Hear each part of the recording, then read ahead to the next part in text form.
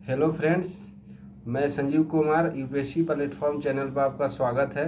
मेरे मित्र हैं हारून जी।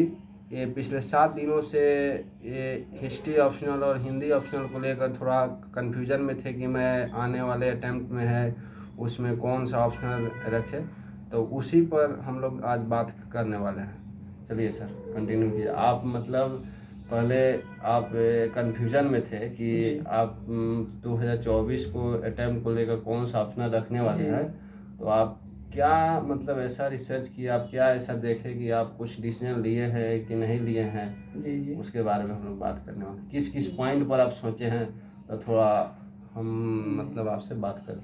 सर, मैं आपको बताना चाहूँगा कि मैं आज आई थिंक देखा जाए तो मैं 7 से 8 दिनों से मैं मतलब कि रिसर्च कर रहा हूँ जी कि मतलब कि हिंदी लिटरेचर और हिस्ट्री ऑप्शनल दो जी विषय पे मैं गहनता से इस पर रिसर्च किया कि आखिर हमें कौन सा बेटर रहेगा 2024 के लिए फाइनल से सिलेक्शन लेने के लिए। जी तो उसमें हमने हिंदी साहित्य से रिलेटेड जितनी भी बुकलेट्स है और जितने भी उसके टेक्स्ट बुक है उसका मैंने अध्ययन किया और देखा कि वो सिलेबस के थ्रू किस प्रकार से वो मटेरियल्स बनाया गया है।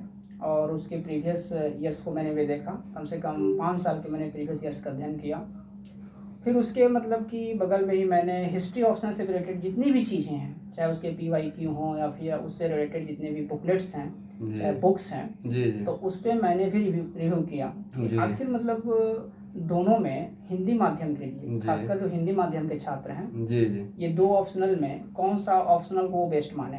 तो बिल्कुल बेसिकली मैं तो पहले हिस्ट्री ऑप्शनल का ही छात्र था, जी लेकिन बीच में जो रिजल्ट का जो अभी रेशियो देखने को मिला कि जो हिंदी साहित्य का जो रेशियो है जी बेसिकली हिस्ट्री ऑप्शनल से ज़्यादा है। जी इस बार सफल अभ्यर्थियों की संख्या भी हिस्ट्री देखने ऑप्शनल पर वालों की ज़्यादा कम है और हिंदी साहित्य वालों की ज़्यादा है। ज़्यादा है। तो मुझे लगा कि मतलब इन दोनों में किस विषय पे काम किया जाए। जी जी तो मुझे जहाँ तक 7 से 8 दिनों में रिसर्च करने के बाद मैंने इस मतलब कि बिंदु पे हम पहुँचे कि मुझे हिस्ट्री ऑप्शनल में बहुत अच्छी रुचि समझ में आया, जी क्योंकि हिंदी साहित्य मेरा कोई सब्जेक्ट नहीं था।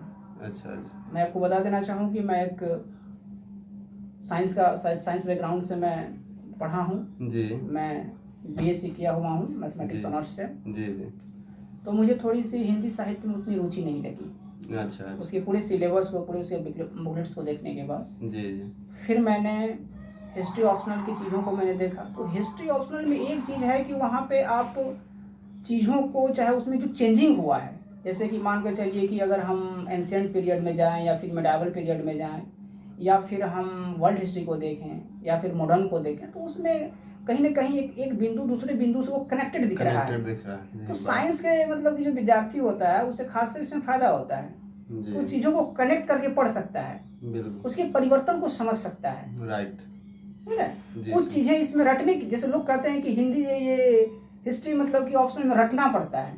जी हाँ मुझे ऐसा लगा कि रटना कुछ नहीं है। जी जी हिस्ट्री ऑप्शनल के छात्र को रटना कुछ नहीं है, कुछ नहीं सब चीज़ें समझने की है, एनालाइज करने की चीज़ है। और एनालाइज करने के बाद ये पता चला हमें, जो उसका विश्लेषण हमने किया गहराई से, कि उन चीज़ों को हम एक दूसरे से, एक टॉपिक को एक दूसरे टॉपिक से उसको कनेक्ट रूप में हम उसको देख सकते हैं, उसको जोड़ के हम पढ़ सकते हैं। जी एक डायनेस्टी के बाद दूसरे डायनेस्टी जब प्रवेश करते हैं तो उसमें क्या चेंजिंग हुआ, क्या परिवर्तन हुआ। जी जी ठीक है। तो ये 7 से 8 दिनों में हमने हिस्ट्री ऑप्शनल के लिए कुछ बुकलेट्स, कुछ जी NCERT की किताबें जी जी और कुछ हमारे पास जो मतलब रिसोर्स है हिस्ट्री ऑप्शनल का, जी मैंने उसको कलेक्ट किया, जी मैंने उसका अध्ययन किया जी और मैं फाइनली उससे मतलब कि डिसीजन लिया कि हिंदी माध्यम के जो छात्र हैं, जी जी हिंदी माध्यम के छात्र आपके हिस्ट्री ऑप्शनल और हिंदी साहित्य दोनों में से किसी को भी चुन सकते हैं। ऑलमोस्ट दोनों का कंडीशन सेम है। सेम है जी। थोड़ा सा अगर मान लीजिए हिंदी माध्यम का छात्र अगर PSIR ले लेता है या फिर जी। सोशियोलॉजी ले लेता है, तो हिंदी माध्यम में थोड़ी सी कंटेंट की प्रॉब्लम है। अच्छा अच्छा थोड़ा सा इसके मटेरियल वगैरह थोड़ा सा हिंदी माध्यम के छात्रों को मिलना मुश्किल है। मैं नहीं कह रहा हूँ कि मिलेगा नहीं, थोड़ा जी सा कठिनाई होता है, रिसर्च करना जी पड़ेगा। रिसर्च करना पड़ेगा, बहुत रिसर्च करना पड़ेगा। अच्छा अच्छा लेकिन हिंदी साहित्य में या हिस्ट्री ऑप्शनल में आपको उतनी रिसर्च करने की जरूरत नहीं है। हिंदी माध्यम के लिए छात्रों के लिए भी इसमें कंटेंट उतना ही अवेलेबल है जितना कि इंग्लिश माध्यम के लोगों इंग्लिश के लिए है। माध्यम तो मैं आपको बताना चाहूँगा कि मैंने कौन कौन सा बुक्स इसमें मैंने चुना हुआ है, मन से कौन सा बुक अच्छा है। तो सबसे पहले ज़रूरी है कि ये अच्छा आपका, अच्छा सर, एक बात और जी जी जैसे मान लीजिए आप पूरा बताया सिलेबस जी हम देखे, तो क्या आप डिसीजन लिए कि आपका आने वाले जो अटेम्प्ट है उसमें क्या ऑप्शन रखिएगा?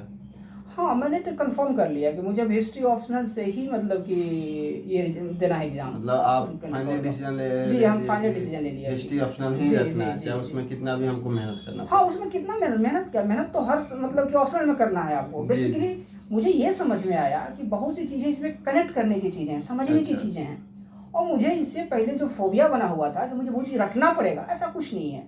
मैं 7 से 8 दिनों मैंने इसी चीज़ को रिसर्च किया, जी। इस सारे कनेक्ट को, सारे मतलब कि बिंदु को, सारे मतलब टॉपिक्स को हम एक-दूसरे से कनेक्ट करके पढ़ सकते हैं।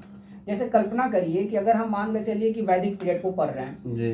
तो वैदिक को बिना समझे हम मौर्य पीरियड को नहीं समझ सकते, नहीं हम समझ महाजनपद काल को नहीं समझ सकते, नहीं क्योंकि उसके पीछे के सारे चेंजेस को समझना होगा। समझना होगा। इससे पीछे राइट। सांस्कृतिक चीजें क्या थी, सामाजिक चीजें क्या थी, उस समय आर्थिक स्थितियां क्या थी, लोग आर्थिक स्थिति को कैसे डेवलप किया, जी। स्टेप बाय स्टेप कैसे लोग बढ़े। कैसे बढ़े। तो ये सारा चीज एक समझने का चीज है, ना कि इसमें रटने की चीज है। इसमें क्या रट सकते हैं? और हिस्ट्री ऑप्शनल में डेट कोई मायने नहीं रखता है कि मतलब सन ईस्वी रट लिए, तो ऐसा कुछ नहीं है। आपको अगर आपको पूरा अगर परिवर्तन पता है तो यहाँ पे कोई मैटर नहीं करता है सन और ईस्वी, कि आपको इस रटना ही है। बिल्कुल तो सही। मुझे ये पता चला 7 से 8 दिनों में कि इस तरह से कुछ नहीं। बहुत से टॉपर्स के मतलब कि मैंने रिव्यूज़ को भी देखा, तो मुझे ये पता चला कि इसमें परिवर्तन को देखना बहुत ज़रूरी है हिस्ट्री ऑप्शनल में। बिल्कुल। तो मतलब आप थोड़ा बताइए मेरे फ्रेंड्स को जी, जो भी जी। हिस्ट्री अपने रखने वाले हैं, जी। तो थोड़ा उनको आप बताइए क्या क्या बुक उसमें रेफर करें, सिलेबस सबसे पहले तो जरूरी है, अगर हिस्ट्री ऑप्शनल का कोई छात्र है तो जी। वो सिलेबस को देखे। पूरा सिलेबस जी, ओवरव्यू। सिलेबस को पूरा एकदम समझ लीजिए कि टॉपिक वाइज देखना होगा। नंबर 1 उनके टेबल पे सिलेबस होना चाहिए, जी।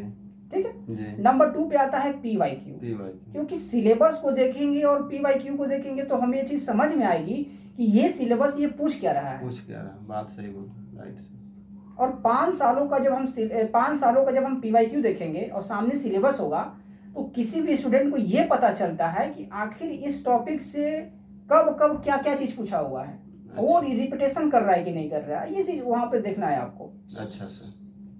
ठीक है। जी जी। नंबर 1 पे आपका सिलेबस है, नंबर 2 पे आपका PYQ है।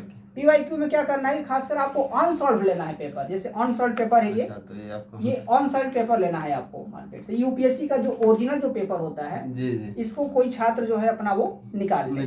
ठीक है, नंबर 1 साइट पर है सर? जी हाँ, साइट पर अवेलेबल है ये। टोटल यूपीएससी के साइट पे जाके जिस ऑप्शनल का जो भी विद्यार्थी है वहां से जाके उसकी ओरिजिनल कॉपी को वो उसका PDF बना के मार्केट से उसको परचेज कर सकता है। ठीक है, जो मार्केट में PYQ बुक मिलता है उससे डिफरेंस रहता है? नहीं, ऐसा कुछ नहीं है, इसमें कोई डिफरेंस नहीं है। लेकिन इसमें ये लगता है ना कि हमें इसी तरह का पेपर हॉल के अंदर मिलेगा। जी, तो ये लगता है कि अगर इस पेपर पे हम काम कर लेंगे तो आने वाले मतलब कि 12 से 13 महीनों के बाद जब हमें ये पेपर मिलेगा तो ये पूरा कॉन्फिडेंस बना रहता है कि पेपर ऐसा ही रहेगा और हमें जाके मतलब बनाना है। ठीक है, तो ये नंबर 1 है PYQ लेना। सिलेबस तो रख ही लेंगे लोग, जरूरी है सिलेबस रखना। ठीक है, जी जी। उसके बाद आता है मैपिंग के लिए।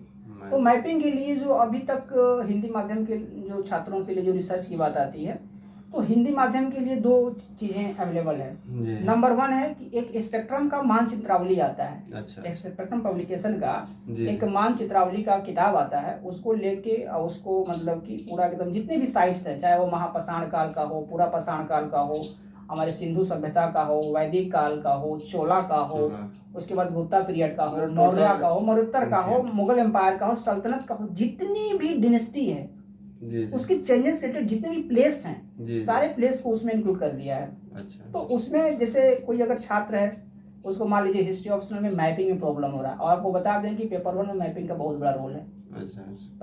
50 मार्क्स का पूछता है मैपिंग। जी जी। तो उसमें ये बहुत बड़ा रोल है कि उसको मतलब ये मैपिंग करना है किसी भी हाल में, तभी जाके वो मतलब कि फाइनली उससे ऑप्शनल को वो क्रैक कर सकता है, अच्छा से नंबर आएगा। जी। तो स्पेक्ट्रम का मानचित्रावली आता है, उसको परचेज कर लें। ठीक है। जी जी। नंबर 2, अगर वो ऑनलाइन मटेरियल मतलब कि कलेक्ट करना चाहते हैं तो selfstudy.com करके कुछ आता है, एक साइट है। हाँ, selfhistory.com करके एक आता है, स्टडी करके, स्टडी सेल्फ हिस्ट्री करके आता है। जी। तो वहाँ से जाके अभी तो मैपिंग फ्री अवेलेबल करा रहे हैं लोग, पैसे उसमें नहीं लग रहे हैं, तो वहाँ से वो मैपिंग को पूरा मतलब सेक्शन वाइज, जैसे कि पाषाण काल है, पूरा पाषाण काल है, नव पाषाण काल है, या फिर हमारे सिंधु सभ्यता की जितनी भी चीज़ें हैं, या फिर मौर्य है, तो जितने भी हमारे मतलब कि पीरियड वाइज जो चीज़ें जो परिवर्तन हुआ है उससे रिलेटेड सारे मैप्स वहाँ अवेलेबल्स हैं। अच्छा, ठीक है, तो उस मैप्स को वो एक नोट्स बना सकते हैं और उसको मल्टी टाइम रिवीजन करें। जब तक वो मल्टी टाइम रिवीजन नहीं करेंगे, वो लोकेशन उसको पता नहीं होगा। वो लोकेशंस पता करना है कि अगर कोई जैसे कि पूरा पाषाण काल से चीज़ है ये बोल रहा है, तो वो किस साइट पे है। अच्छा, ठीक है, पूरा पाषाण काल में जितने भी परिवर्तन हुए हैं, जो मतलब स्पेशल साइटें हैं, ठीक है, ये चीज ध्यान रखना है, बहुत जरूरी रखना है। और उस पर हमें कम से कम एक मतलब कि कच्चा नोट्स तैयार कर लेना है। अच्छा। और उसको बार बार हमें प्रैक्टिस करनी है, ताकि सेल्फ नोट्स बनाना है, ताकि उस मैप को हम इतना बार पढ़ लें कि मेरे दिमाग में सारे लोकेशन और साइट्स पता चल जाए। अच्छा। ताकि यूपीएससी में जो 50 मैप आता है, अगर पूछे कि मतलब कि पूरा पाषाण काल में इस रिलेटेड ये कोई मैप है, तो अब उसको उनको वहाँ देखना ना पड़े, उनको तुरंत दिमाग में क्लिक करे कि ये चीज़ मैं यहाँ पढ़ा हुआ हूँ, और उसको जाके उस पर 3 से 4 लाइन लिख सकते हैं। वो इतना ही लिखना होता है, क्योंकि 30 से 40 वर्ड लिखने होते हैं। 3 से 4 लाइन लिखिएगा तो बेसिकली आपके 30 से 40 वर्ड हो जाएंगे। और एंशिएंट के लिए सर क्या पढ़ा? एंशिएंट के लिए बेसिकली आपको बता दें कि सबसे अगर जो फेमस किताब है वो उपेंद्र सिंह का है, उसको तो पढ़ना ही पड़ेगा आपको। चाहे उसका एक और किताब आता है ये दिल्ली यूनिवर्सिटी का, ये दिल्ली विश्वविद्यालय की पब्लिकेशन करके आता है हिंदी, ये सॉरी आपका हिस्ट्री ऑप्शनल के लिए। जी। तो थोड़ा लेंदी किताब है, लेकिन आपको ये उपेंद्र सिंह का, ठीक है, एंशिएंट इंडिया के लिए, और आर.एस. शर्मा एनसीईआरटी। जी, एनसीईआरटी का जो आर.एस. शर्मा जो पुरानी वाली एनसीईआरटी है, इसलिए आपको हम बता देना चाहेंगे कि ये किताब है आपका, ठीक है। जी। इसको थोड़ा सा वो काम करें इस पे, ये आपका है, ठीक है, आर.एस. शर्मा का। जी, ये किताब जो है बेसिकली इस पे वो कमांड कर लें तो बहुत सी चेंजिंग इसमें उनको पता चल जाएगा। इसको और उपेंद्र सिंह को दोनों को मिलाकर पढ़ लेंगे तो वो फुल मुझे लगता है कि सफिशिएंट है। ऑप्शनल हिस्ट्री ऑप्शनल का तैयारी वो कर सकते हैं। अच्छा। अब तक जितना मुझे रिव्यू में 7-8 में पता चला, जी आराम से इसमें कर सकते हैं। अच्छा, ठीक है जी। उसमें फिर बात आती है आर्ट एंड कल्चर की, तो एंशिएंट के साथ ही आर्ट कल्चर को भी रख लें वो। जी, ठीक है। आर्ट एंड कल्चर में वो क्या कर सकते हैं कि अभी नितिन सिंघानिया को पढ़ सकते हैं, चाहे उसमें एनसीईआरटी की जो 11th क्लास की जो फाइन आर्ट की बुक आती है, उसके 2 पार्ट्स होते हैं, वो रख लें। अच्छा। और वहाँ से चाहे मतलब कि सीसीईआरटी की जो साइट है जो, ठीक है, वहाँ पे जाके साइट को भी देखें आर्ट एंड कल्चर के लिए, वो साइट को फॉलो करें। साइट को फॉलो करना इसलिए जरूरी है कि आज के डेट में जो मैपिंग पूछ रहा है वो बहुत सा करेंट मतलब कि लोकेशंस को वो टैग कर रहा है कि ये मतलब कि लोकेशन जो है बहुत चर्चा में है। तो हिस्ट्री ऑप्शनल का जो छात्र है तो उसको मैपिंग के थ्रू दे रहा है। अब हिस्ट्री ऑप्शनल का छात्र क्या करता है कि पुरानी किताबों को, पुराने नोट्स को पढ़ता रहता है, तो पुराने वो मैप को, वो पुराना मैप जो लोकेशन है आज क्यों मतलब की चर्चा में है। चाहे मान लीजिए हरियाणा में हो, दिल्ली में हो, चाहे बहुत ऐसे जगह है, जैसे बिहार में कुछ ऐसे साइटें हैं जो बहुत काफी चर्चा में रहता है, तो उसको आज के डेट में उसको करंट इशू के रूप में पूछ लेता है। और कहने का मतलब जब सीसीईआरटी के साइट को फॉलो करेंगे तो वहाँ पे आर्ट एंड कल्चर से रिलेटेड जितनी भी साइटें हैं, चाहे जो भी परिवर्तन होता रहता है, तो वहाँ जो मिनिस्ट्री है वो उसको अपडेट करता रहता है चीज़ों को। जी, तो ये हो गया आर्ट एंड कल्चर के लिए। और आगे सर, आगे अगर बात करें हम सर जैसे कि मेडावर्स के लिए, तो मेडावर्स के लिए 2 पार्ट जैसे आता है सतीश चंद्रा जी का, इसको थोड़ा सा पढ़ना जरूरी है। ये इसका फर्स्ट पार्ट है, ये फर्स्ट पार्ट जी। इसी का सेकंड पार्ट भी आता है, जी, ठीक है, इसका सेकंड पार्ट भी आता है। अगर ये नहीं पढ़ सकते तो एक दिल्ली विश्वविद्यालय पब्लिकेशन का आता है, हरीशचंद्र वर्मा का आता है। अच्छा। हरीशचंद्र वर्मा में जैसे कि पार्ट 1 हो गया। अच्छा, और ये पार्ट 2 हो गया। ठीक है। अगर आप सतीश चंद्रा नहीं पढ़ते हैं तो ये दोनों किताब आप पढ़ सकते हैं। अच्छा। और इसमें भी टोटल चीज नहीं पढ़ना है, इसमें सिलेक्टेड टॉपिक्स को पढ़ना है। ये नहीं कि आप मोटी किताब देख के कंफ्यूज हो जाएंगे, नहीं मुझे इतनी पढ़नी है, ऐसा कुछ नहीं है। मतलब सिलेबस के टॉपिक को पढ़ सकते हैं जी, सिलेबस, ठीक है। लेकिन एक ओवरव्यू अगर चेंजिंग देखना है कि हमारे मध्यकालीन भारत में क्या चेंज हुआ, एक मतलब शॉर्ट कैसे परिवर्तन हुआ, अगर उस चीज को देखना है तो एक सतीश चंद्रा की किताब एनसीईआरटी की आती है, बहुत फेमस किताब है, पुरानी वाली एनसीईआरटी की है। इस किताब को देखना बहुत जरूरी है सर। अच्छा। ये किताब जो है समझिए, ये मतलब एक ओवरव्यू हम मध्यकालीन भारत में चेंज को देख सकते हैं जी सर। लेकिन अब मध्य भारत के जो मतलब जो परिवर्तन हुआ है कि शासन काल में क्या क्या परिवर्तन हुआ, जैसे अकबर के शासन काल में बहुत से छोटे छोटे परिवर्तन हुए हैं। अगर ऑप्शनल में उन परिवर्तनों से रिलेटेड कोई चीज पूछ देता है तो उसके लिए सतीश चंद्रा का दोनों भाग, या फिर अगर सतीश चंद्रा नहीं पढ़ना चाहते हैं तो हरीश चंद्र वर्मा की जो किताब आती है जी वो दोनों पार्ट में सिलेक्टेड टॉपिक्स को पढ़ लें। जैसे फिरोज शाह तुगलक के क्या क्या रिफॉर्म्स थे एग्रीकल्चर्स को लेके, या फिर मोहम्मद बिन तुगलक के क्या रिसर्च थे, जी या फिर हमारे मतलब कि दिल्ली सल्तनत में जो भी रिफॉर्म्स हुए हैं, जैसे कि बाजार नीति के लिए हमारे ये खिलजी का क्या मतलब कि इम्पोर्टेंस रहा है, या जी फिर सर। आप बात करें शेर शाह सूरी के क्या मतलब कि जब्ती प्रणाली को लेकर क्या क्या मतलब कि जी परिवर्तन हुआ है, तो उसमें वहाँ से वो सारे टॉपिक्स को सिलेक्ट करके उसको कहीं नोट डाउन कर सकते हैं, अच्छा उस पर एक अच्छा खासा नोट्स तैयार कर सकते हैं। जी सर। और जितना भी वो मतलब कि प्राचीन से लेके आर्ट एंड कल्चर से लेके और मिडावल से लेके जितनी भी चीज़ों को वो पढ़ रहे हैं, जी उससे रिलेटेड जितने भी पीछे क्वेश्चन पूछ चुका है यूपीएससी, उस सारे क्वेश्चन सारे टॉपिक्स को एक वो ब्लैंक पेपर पे वो तैयार करें और उससे रिलेटेड अपना वो खुद पॉइंट नोट करते जाएं, अच्छा ताकि उनको बाद में रिवीजन करने के लिए या मेंस पे जब आंसर राइटिंग करने जाएंगे वो चाहे कहीं प्रैक्टिस करेंगे तो उनको फिर वो चीज़ याद रहेगी, 5 से 6 पॉइंट उसमें रख के उस चीज़ को हमें देखना है, चाहे उसका मतलब कि डिस्क्राइब करके उसको लिख देना है। इतना तो पता होना चाहिए उनके पास। तो ये चीज़ कहाँ से आएगा, तो ये चीज़ आएगा कि जो प्रीवियस ईयर है उसके जितने भी क्वेश्चंस है वो किस टॉपिक से पूछा है उस टॉपिक्स पे काम किया जाए। अच्छा जैसे मान के चलिए कि अकबर से क्वेश्चन पूछ दिया और अकबर से क्वेश्चन पूछ के वो पूछ दिया कि अकबर की सुलह मतलब कि कुल की नीति के बारे में बताइए, तो सुलह कुल की नीति से रिलेटेड जितनी भी उसकी धार्मिक नीतियाँ थी, जितनी भी उसकी सामाजिक नीतियाँ थी, जितनी भी सांस्कृतिक नीतियाँ थी, उस सारे नीतियों पे हमें 5-5 पॉइंट को कवर करना है। उसका क्या उद्देश्य था, ये नीति लाने का अकबर का क्या उद्देश्य था, अब वो नीति आज के डेट में कहाँ प्रासंगिक है। आखिर हम इतिहास पढ़ रहे हैं तो हम वर्तमान को जोड़ कर भी तो पढ़ेंगे भाई। बिल्कुल सर, राइट सर। कि मान लीजिए कि सुलह कुल की नीति आज की डेट में अकबर का मतलब कि कितना इंपॉर्टेंस रखता है इस माहौल में, जी जी, भारत में चाहे वर्ल्ड में, इस नीति को किस प्रकार हम लागू कर सकते हैं प्रशासन में। तो ये चीज को हमें कनेक्ट करके पढ़ेंगे हम लोग, तो हिस्ट्री हम लोग को बोरिंग नहीं लगेगा, बड़ा आसान लगेगा आपको कि हिस्ट्री को हम आसानी से समझ रहे हैं, पढ़ रहे हैं। जी सर, ये इतना हो गया इसके लिए, ठीक है। सर। अब उसके बाद हम बात करते हैं मॉडर्न के लिए। तो मॉडर्न के लिए बेसिकली अगर एक बेसिक रिव्यू लेना है आपको, जी सर, तो एक आता है किताब आपका बिपिन चंद्रा जी की पुरानी वाली एनसीईआरटी। अच्छा, ठीक है, बिपिन चंद्रा की पुरानी वाली एनसीईआरटी को आप एक मतलब कि रिव्यू इसमें लेना बहुत जरूरी है। किताब आप देख लीजिए, ये किताब है, इस पे इस किताब को कम से कम 2 से 3 बार, जी सर, स्टूडेंट को 2 से 3 बार इस किताब को पढ़ जाना है, ताकि एक मॉडर्न इंडिया में क्या रिव्यू रहा, मतलब कि एक क्रम से, जी सर, स्टेप बाय स्टेप, मतलब उसमें कैसे परिवर्तन हुआ वो वहां से वो ले लेगा। ठीक, उसको एक आइडिया मिल जाएगा कि हमें ये परिवर्तन हुआ ऐसा। अब उसके बाद आती है कि ऑप्शनल का छात्र है, तो हिस्ट्री ऑप्शनल का छात्र है तो जाहिर सी बात है कि इससे तो काम चलेगा नहीं। तो उसको कुछ स्टैंडर्ड किताबें पढ़नी पड़ती है, कई पार्ट में मॉडर्न को बांटा गया है। ठीक है, हम 1947 के बाद की भी इतिहास को पढ़ते हैं, और 1947 के बाद के इतिहास को आई थिंक हम लोग नेहरू के फॉरेन पॉलिसी तक पढ़ते हैं। जी सर। तो उसके लिए एक बिपिन चंद्रा की किताब आती है, ठीक है, एक बिपिन चंद्रा की किताब आती है। इस किताब को अगर वो लोग फॉलो करेंगे, ठीक है, आजादी के बाद का भारत, जी सर, तो इससे का आजादी के बाद का भारत, इस किताब से वो क्या करेंगे कि नेहरू की फॉरेन पॉलिसी तक उनको ज्यादा नहीं आगे बढ़ना है, वो ज्यादा ही मोटा है। ठीक है, तो कोई नहीं मोटा है, तो इसमें टोटल चीज को नहीं पढ़ना है हमें। 1968 जी, हमें नेहरू के फॉरेन पॉलिसी को देखना है। जी सर। और नेहरू के फॉरेन पॉलिसी को देखने में जैसे कि योजना आयोग आया, जी जी, क्या उद्देश्य था लाने का, जी जी, नेहरू जी का, और उसमें जो आता है कि हमने कृषि के लिए क्या किया,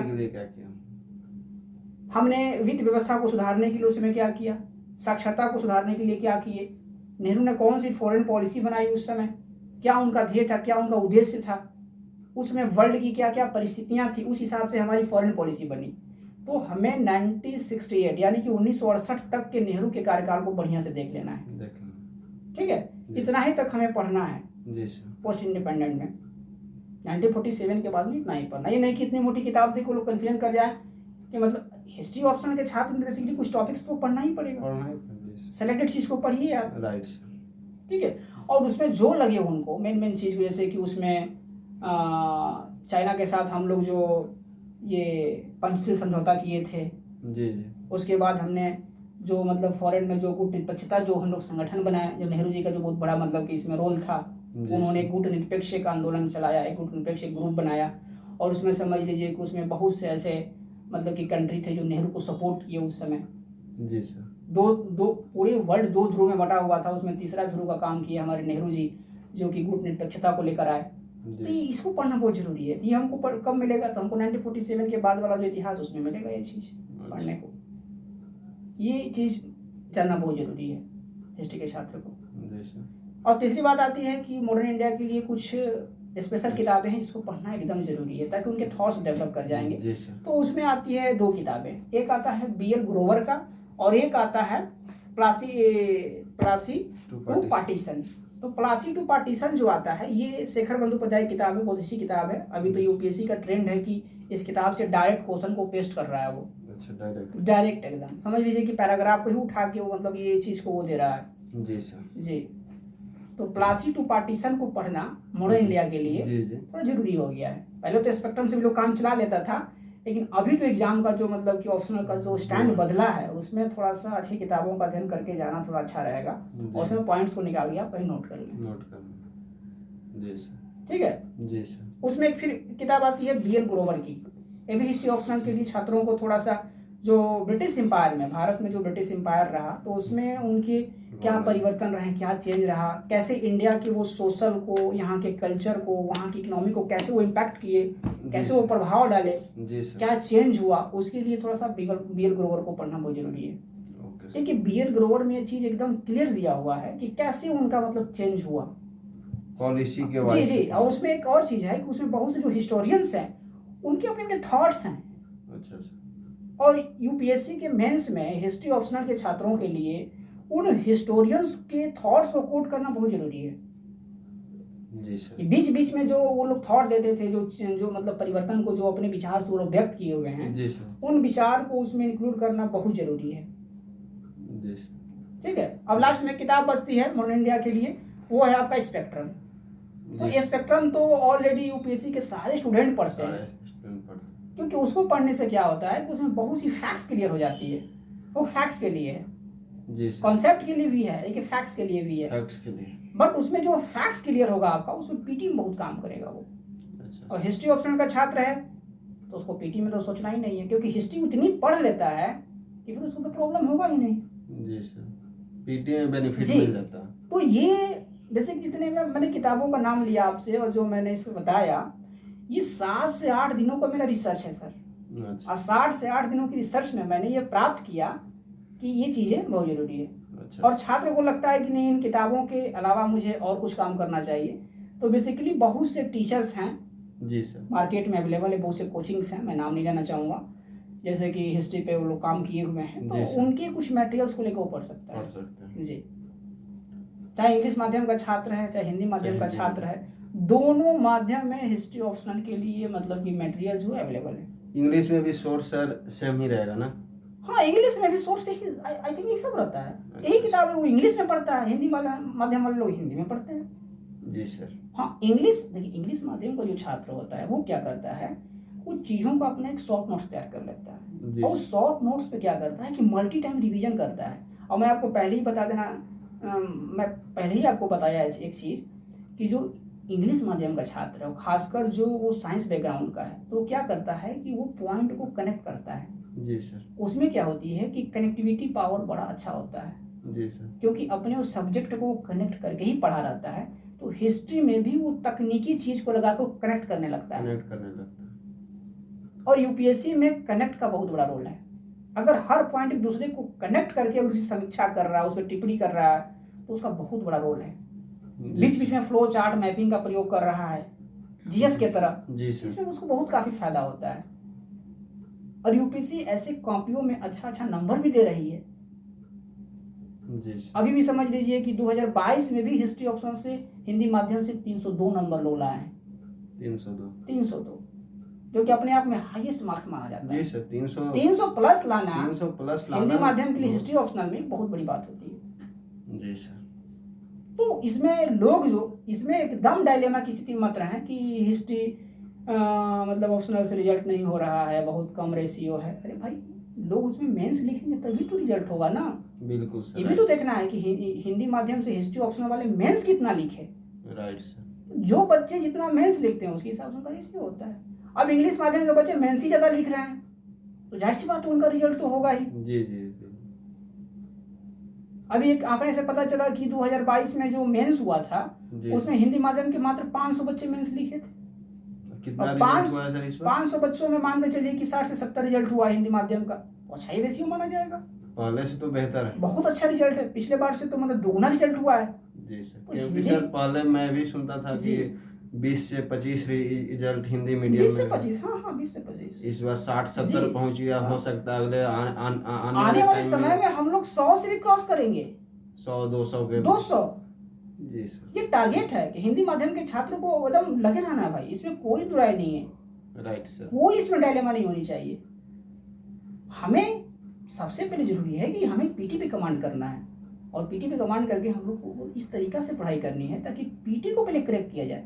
जी सर। मेंस देखिए, हिंदी ध्येय है कि हिंदी माध्यम के बच्चों को ज़्यादा से ज़्यादा मेंस लिखने का मौका मिलेगा, तब उनकी ऑप्शनल पे संदेह किया जा सकता है या फिर उनकी मतलब पढ़ाई पे संदेह किया जा सकता है। जब वो मेंस तक पहुंच ही नहीं पा रहे हैं तो उनकी पढ़ाई पे कैसे हम डाउट करेंगे? पहले तो जरूरी है कि पीटी को क्रैक करें। राइट।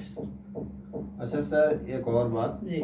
इसे मान लीजिए आप लगभग 10 बुक मुझे भी बताए जी, हिस्ट्री जी, ऑप्शनल के जी। लिए।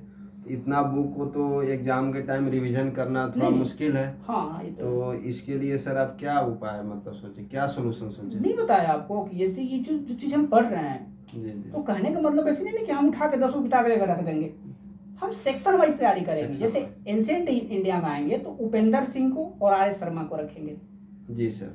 अब हम सिलेबस उठाएंगे, सिलेबस में जो टॉपिक दिया हुआ है उस टॉपिक को अपने मतलब कि नोटबुक में हम नोट करेंगे। यानी सर आपके कहने का मतलब है कि टॉपिक वाइज जी। नोट्स बनाना। अब देखेंगे कि 5 सालों में 10 सालों में जी उस सर। टॉपिक से कितने क्वेश्चंस पूछा है, जी वो सर। सारे क्वेश्चंस को हम नोट कर देंगे। नोट करना। जी सर। तो जब उस टॉपिक को हम किताब में पढ़ेंगे तो वो सारे क्वेश्चन से रिलेटेड जितने भी पॉइंट आएगा उसको हम नोट करते जाएंगे। जी सर। उसका एक कीवर्ड तैयार करेंगे और उसी कीवर्ड से एक नोट्स तैयार करके उस पर हम वर्क करेंगे। राइट। तो मान के चलिए कि एंशिएंट इंडिया पे एक नोट्स तैयार कर लिए, राइट। उसी प्रकार आर्ट एंड कल्चर के नोट्स तैयार कर लिए, उसी प्रकार मेडावल के लिए नोट्स तैयार कर लेंगे, उसी प्रकार मॉडर्न के लिए नोट्स तैयार कर लेंगे, उसी प्रकार समझ लीजिए कि एक वर्ल्ड के लिए नोट्स तैयार कर लेंगे, राइट। वर्ल्ड हिस्ट्री के लिए। जी सर। ये आपके पास 4 से 5 जो Section। कॉपियाँ रहेंगी, यही जो एग्जाम के समय रिवीजन करने के लिए काम आएगा। Okay sir. चलिए सर, आपसे बात करके बहुत बहुत धन्यवाद। Thank you so much sir. अच्छा लगा आपसे बात करके, हिस्ट्री ऑप्शनल के बारे में आपका स्ट्रेटजी आज हम लोग जाने। चलिए सर, ठीक है सर, धन्यवाद।